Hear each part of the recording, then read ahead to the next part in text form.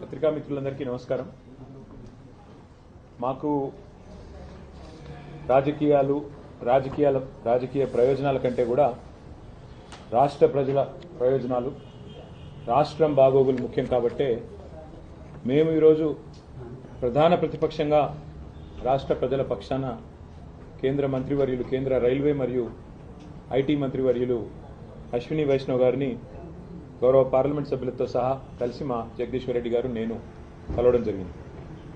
వాళ్ళు ముఖ్యంగా రైల్వే రంగానికి సంబంధించిన కొన్ని సమస్యలు, అట్లాగే ఐటీ రంగానికి సంబంధించి కొన్ని సూచనలు వారికి మేము చేయడం జరిగింది.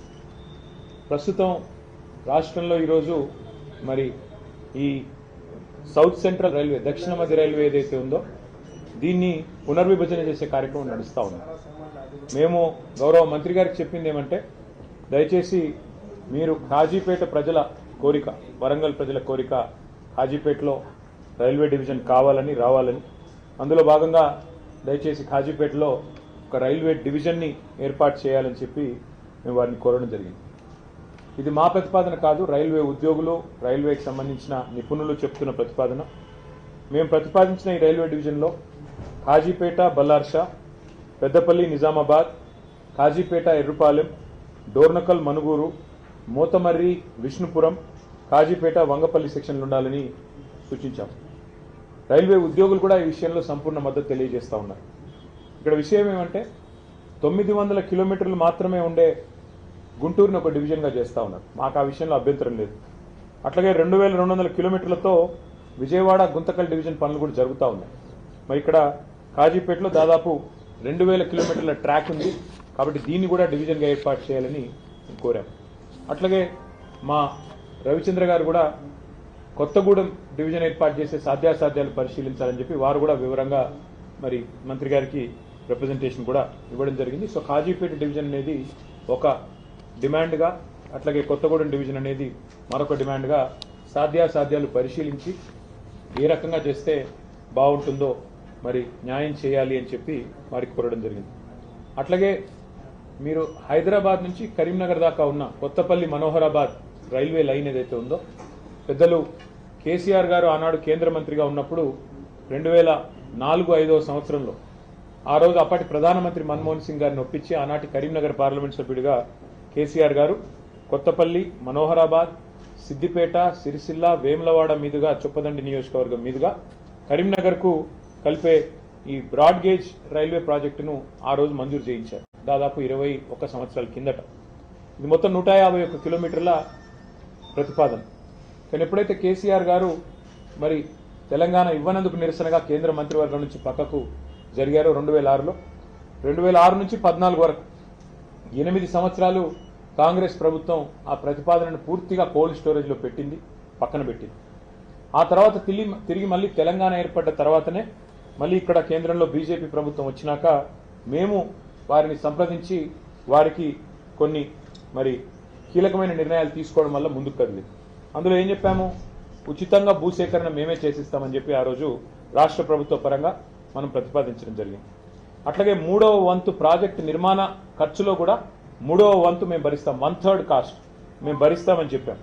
ప్రత్యేక ఒప్పందం చేసుకున్నాం. అప్పుడు పనులు 2014 తర్వాత మొదలైనాయి.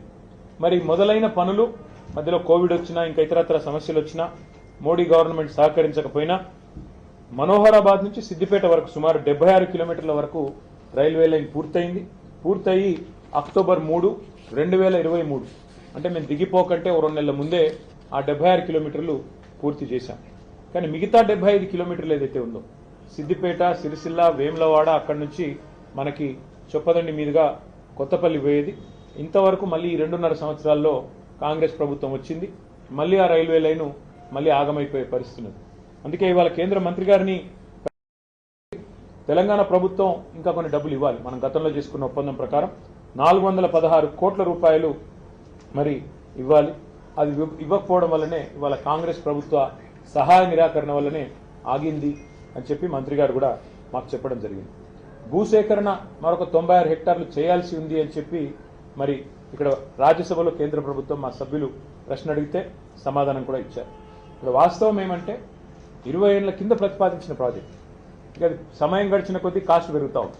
అందుకే మంత్రి గారికి గుర్తు చేశాం, మొదలు మంజూరైనప్పుడు 1160 కోట్లు ఈ రైల్వే లైన్ యొక్క అంచనా వ్యయం. ఈరోజు అది 2780 కోట్లకు పెరిగింది, అంటే డబల్ కంటే ఎక్కువైంది.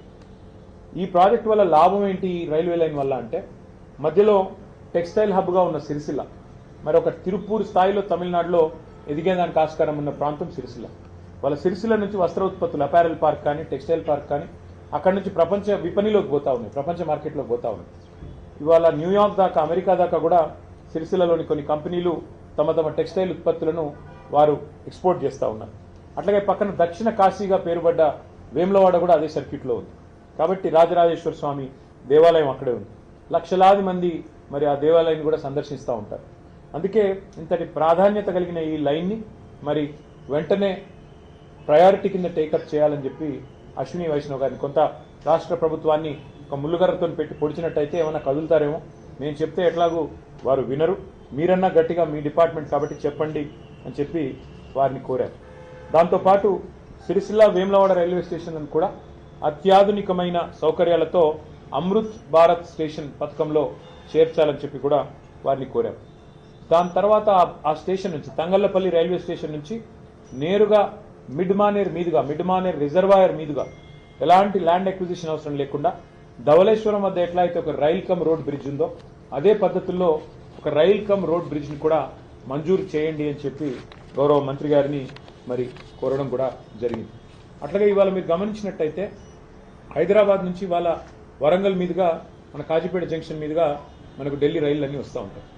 అట్లా కాకుండా అటు లోడ్ ఎక్కువ పెరిగింది కాబట్టి రేపు కరీంనగర్ నుంచి ఇటు మంచిర్యాల వైపు నుంచి తీసుకొని పోవాలి రైళ్లు అంటే ప్రత్యామ్నాయంగా ఎలక్ట్రిఫికేషన్ జరగాలి, లేన్ ఎలక్ట్రిఫికేషన్, రూట్ ఎలక్ట్రిఫికేషన్ జరగాలి. ఇవాళ ఈ రైల్వే లైన్ ఏదైతే ఉందో కొత్తపల్లి మనోహరాబాద్, దీన్ని సంపూర్ణంగా ఎలక్ట్రిఫికేషన్ కూడా టేకప్ చేయాలని చెప్పి మంత్రి గారిని విజ్ఞప్తి చేశాము. ప్రధానమంత్రి గారు ఏదైతే చెప్తున్నారో పిఎం గతి శక్తి అని, ఆ లక్ష్యాలు అందుకోవాలంటే ఎలక్ట్రిఫికేషన్ కూడా చేయాలి, తద్వారా లోడ్ కూడా తగ్గాలి అని చెప్పి కూడా వారికి విజ్ఞప్తి చేయడం జరిగింది. అట్లాగే మంత్రి గారికి ప్రత్యేకంగా ఇంకో విషయం కూడా చెప్పారు. వారు ఐటీ మంత్రి కూడా, రైల్వే మంత్రి మాత్రమే కాదు ఐటీ శాఖ మంత్రిగా కూడా ఉన్నారు. కాబట్టి వారికి చేసిన విజ్ఞప్తి ఏమంటే, గతంలో కేసీఆర్ గారి నాయకత్వంలో మేము అన్ని పాత జిల్లా కేంద్రాలలో, ఆదిలాబాద్ కావచ్చు, కరీంనగర్ కావచ్చు, నల్లగొండ కావచ్చు, మహబూబ్ నగర్ కావచ్చు, ఖమ్మం, కరీంనగర్, నిజామాబాద్ అన్ని చోట్ల ఐటీ టవర్లు కట్టాం. మొత్తం ప్రతి చోట 50,000 స్క్వేర్ ఫీట్ల పైన ఐటీ టవర్లు కట్టాం. అట్లాగే వరంగల్లో అయితే Genpact, LNT, Mindtree, Tech Mahindra, అట్లాగే సైంట్ లాంటి కంపెనీస్ని కూడా తీసుకొచ్చి వాటితోన అక్కడ కార్యకలాపాలు ప్రారంభించాం. ఎక్కడి పిల్లలకు అక్కడే ఉద్యోగ అవకాశాలు రావాలి, ఎక్కడి పిల్లలు అక్కడే మరి వారు తమ తమ జిల్లాల్లోనే తమ తమ ప్రాంతాల్లోనే హైదరాబాద్కి వలస వచ్చే అవసరం లేకుండా మరి బ్రహ్మాండంగా అక్కడే స్థిరపడాలన్న కోరికతో ఈ ఐటీ హబ్లు అత్యాధునికంగా 10 కేంద్రాల్లో మేము కట్టాం. ఇవాళ అవన్నీ కూడా కాంగ్రెస్ ప్రభుత్వం వచ్చిన తర్వాత దివాలా తీసి బూత్ బంగ్లాలుగా మారిపోయే పరిస్థితి వచ్చింది. అందుకే ఇవాళ కేంద్ర మంత్రి గారిని ఏం కోరామంటే, ముఖ్యంగా వరంగల్ అనేది హైదరాబాద్ తర్వాత 2వ అతిపెద్ద పట్టణం తెలంగాణలో, 10 లక్షల జనాభా ఉన్న పట్టణం, బ్రహ్మాండంగా పెద్ద ఎత్తున కాలేజీలు, పెద్ద ఎత్తున విద్యార్థులు ఉన్న ప్రాంతం వరంగల్. అక్కడ మంత్రి గారిని మేము కోరింది, మీరు మా గతంలో చేసిన పనులన్నీ వారికి వివరించి చెప్పాం, కానీ ఈ 2 ఏళ్లలో ఐటీ గ్రోత్ మందగించింది. ఇది మేము చెప్తున్న మాట కాదు, మేము చేస్తున్న ఆరోపణ కాదు. 9,46,000 ఉద్యోగాలు మేము మా ప్రభుత్వం వైదొలిగిన నాడు హైదరాబాద్, తెలంగాణలో 9,46,000 ఐటీ ఉద్యోగాలు ఉన్నాయి. మరి ఈరోజు మన రాష్ట్ర ప్రభుత్వం వాళ్ళు చెప్తున్న మాటలే, గవర్నర్ గారి ప్రసంగంలో చెప్పారు 7,000 ఉద్యోగాలు తగ్గాయి, ఇప్పుడు కేవలం 9,39,000 ఉద్యోగాలు ఉన్నాయని.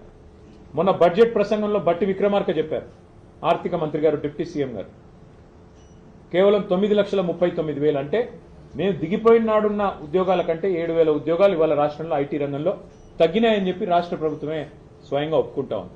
దీనికి కారణాలు ఏమైనప్పటికీ ఇవాళ మంత్రి గారిని మేము అడిగింది ఏమంటే, ఇన్ఫ్రాస్ట్రక్చర్ ఉంది, వరంగల్లో బ్రహ్మాండమైన ఐటీ హబ్ కట్టినాం, అక్కడ ఒక India AI center, India artificial intelligence centre, India data lab వరంగల్లో కేంద్ర ప్రభుత్వం అక్కడ ఉన్న ఇన్ఫ్రాస్ట్రక్చర్ను వినియోగించుకుని ఏర్పాటు చేయండి. హైదరాబాద్ తర్వాత అంత ప్రాముఖ్యత ఉన్న నగరం వరంగల్, కాబట్టి తెలంగాణలోనే మరి 2వ అతిపెద్ద నగరం వరంగల్, అక్కడ ఏర్పాటు చేయండి ఇండియా ఏఐ ల్యాబ్, ఒక ఇండియా ఏఐ సెంటర్ లేదా ఇండియా ఏఐ డేటా ల్యాబ్ ఏర్పాటు చేయండి అని చెప్పి కొత్త పాలసీలో భాగంగా వారిని కోరడం జరిగింది.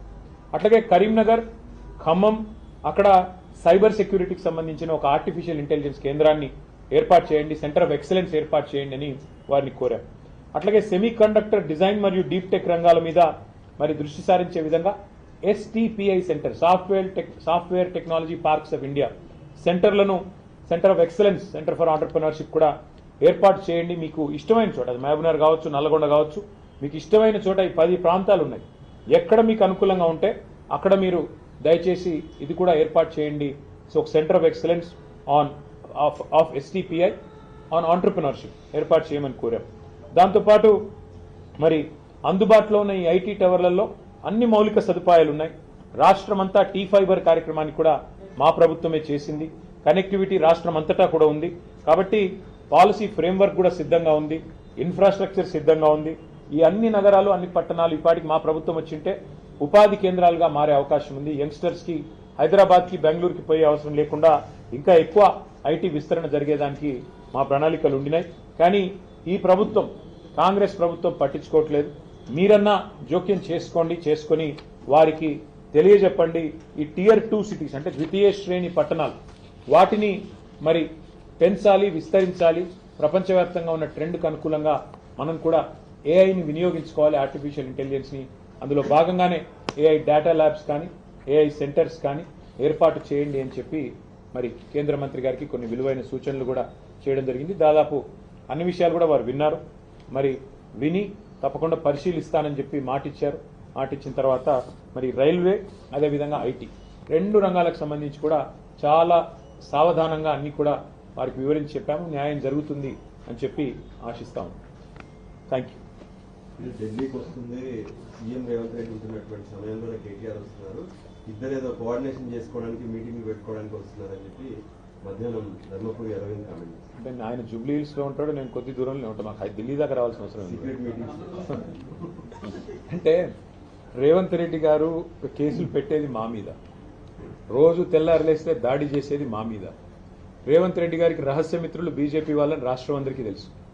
ఎందుకు ఇప్పుడు కేంద్ర మంత్రి బండి సంజయ్ గారి కొడుకును 9 రోజులు అరెస్ట్ చేయకుండా కాపాడింది రేవంత్ రెడ్డి గారు అని అందరికీ తెలుసు. కేంద్ర మంత్రి మరి కేంద్ర పథకంలో, అమృత్ పథకంలో రేవంత్ రెడ్డి గారి బావమరిది కాంట్రాక్ట్లు ఇచ్చింది ఎవరో అందరికీ తెలుసు. కేంద్ర మంత్రులు ఇక్కడ ఉన్న వాళ్ళందరికీ తెలుసు. అట్లాగే ఇవాళ సింగరేణిలో కుంభకోణం జరుగుతుంటే కూడా అక్కడ సృజన్ రెడ్డి గారి నాయకత్వంలో, రేవంత్ రెడ్డి గారి బావమరిది గారి నాయకత్వంలో భారీ కుంభకోణాలు జరుగుతుంటే మేము వచ్చి ఇక్కడ కంప్లైంట్ చేస్తే కూడా కేంద్ర ప్రభుత్వం స్పందించట్లేదని అందరికీ తెలుసు. హైదరాబాద్ సెంట్రల్ యూనివర్సిటీ భూముల మీద మేము ఉద్యమం చేస్తే, పిల్లలు ఉద్యమం చేస్తే అల్టిమేట్గా సెంట్రల్ ఎంపవర్డ్ కమిటీ, మరి సుప్రీంకోర్టు అపాయింట్ చేసిన కమిటీ వచ్చి దీన్ని వెంటనే విచారించండి ఈడీ అని చెప్పారు. ఇంతవరకు మరి అతి లేదు, గతి లేదు. ఈడీ దాడులు జరిగితే రాష్ట్రంలో మంత్రుల మీద, పొంగులేటి శ్రీనివాసరెడ్డి మీద 2 ఏళ్ల తర్వాత కూడా ఇంతవరకు కేసు లేదు. కాబట్టి ఎవరికి రహస్య మిత్రులు, ఎవరితో కలిసి ఉన్నారు రాష్ట్ర ప్రజలకి తెలుసు, మీకు తెలుసు. మరి మాకు రేవంత్ రెడ్డి గారిని కలవాల్సిన అవసరం కానీ, రేవంత్ రెడ్డి గారితో సంభాషించాల్సిన అవసరం కానీ మాకు లేదు. రేవంత్ రెడ్డితో తలపడుతున్నాం. ఆయన అరాచకాలను ఇవాళ ఒక మాట చెప్పాలంటే, నిన్న హైకోర్టు చెప్పింది హైడ్రా అనేది 9 తలల విషసర్పం అని చెప్పింది నిన్న హైడ్రా గురించి. ఏది? రాష్ట్ర హైకోర్టు. ఇంతకంటే చెంపపెట్టు ముఖ్యమంత్రికి ఏముంటుందని నాకు అర్థం కాదు, సిగ్గుండాలి. బడాబాబులను మాత్రం వదిలిపెట్టి గరీబోళ్ళ ఇండ్ల మీద పడి, బడాబాబులు అంటే ఎవరండి? రాష్ట్ర రెవెన్యూ మంత్రి పొంగులేటి శ్రీనివాసరెడ్డి ఇల్లు చెరువులో ఉంటుంది, దాన్ని హైడ్రా ముట్టదు. రాష్ట్ర ముఖ్యమంత్రి గారి సోదరుడు ఇల్లు FTLలో ఉంటుంది, దాన్ని హైడ్రా ముట్టదు. రాష్ట్ర మంత్రులు వివేక్ గారు, శాసన మండలి చైర్మన్ సుఖేందర్ రెడ్డి గారు, రాష్ట్రంలో ఇంకా కీలక నేతలు చాలా మంది బిల్డింగ్లన్నీ చెరువుల్లో ఉన్న, షికాల్లో ఉన్న వాటిని మాత్రం హైడ్రా ముట్టదు. ఎవరిని ముడుతుంది హైడ్రా? బీద, బిక్కి, మధ్యతరగతి ప్రజలు. నేను అడుగుతా ఉన్న ముఖ్యమంత్రిని, కబ్జా కోరులు అంటున్నావు, అందరికంటే పెద్ద కబ్జా కోరులే నీ అన్నదమ్ములు కదా. అందరికంటే ఎక్కువ ఆస్తి దోస్తున్నది, అందరికంటే ఎక్కువగా ఇవాళ విధ్వంసం చేస్తున్నది నీ మంత్రులు కదా. 1 కోటి ఎకరాలు నిషేధిత జాబితాలో పెట్టింది నీ మంత్రి కాదా? కేసీఆర్ గారు దిగిపోయినాడు, కేసీఆర్ ప్రభుత్వం దిగిపోయినాడు. రాష్ట్రంలో నిషేధిత భూముల సంఖ్య ఎంత అంటే, మొత్తం సైజు ఎంత అంటే 16 లక్షల ఎకరాలు. ఇవాళ 1 కోటి ఎకరాలకు చేరుకుంది. ఏ కారణం చేత పెడుతున్నారు 1 కోటి ఎకరాలు? 30% కమిషన్లు తీసుకోవట్లేదా నీ మంత్రులు? కబ్జా కోరులు, భూదందాలు చేసేది, భూమిని ఇలా భూహారతిలాగా మింగుతున్నది నీ ప్రభుత్వం కాదా? నీ మంత్రులు కాదా? ప్రజలకు తెలియదా? కాబట్టి హైడ్రా పేరిట నువ్వు సృష్టిస్తున్న అరాచకం, పేదవాళ్ళ ఇల్లు కూలగొడుతూ, హైదరాబాద్లో ఒక ఇల్లు కట్టాడా 2 ఏళ్లలో 2.5 ఏళ్లలో? ఎన్ని ఇల్లు కూలగొట్టావు నువ్వు? కొన్ని వేల ఇల్లు హైదరాబాద్లో కూలగొట్టి, ఒక్క ఇల్లు కట్టకుండా, ఒక్క ఇటుక పెట్టకుండా విధ్వంసం సృష్టించి, రియల్ ఎస్టేట్ను కుప్పగూల్చి నువ్వు డబ్బులు చేసుకుంటున్నావు. పెద్ద పెద్ద ఈ బిల్డర్లు ఇవాళ చెరువుల్లో ఇండ్లు కడుతుంటే, పెద్ద పెద్ద బిల్డింగ్లు కడుతుంటే నీకు కనబడదు, కానీ ఇవాళ పెద్ద పెద్ద మాటలు. అందుకే మేము అనేది హైడ్రా అనేది it has become a black mailing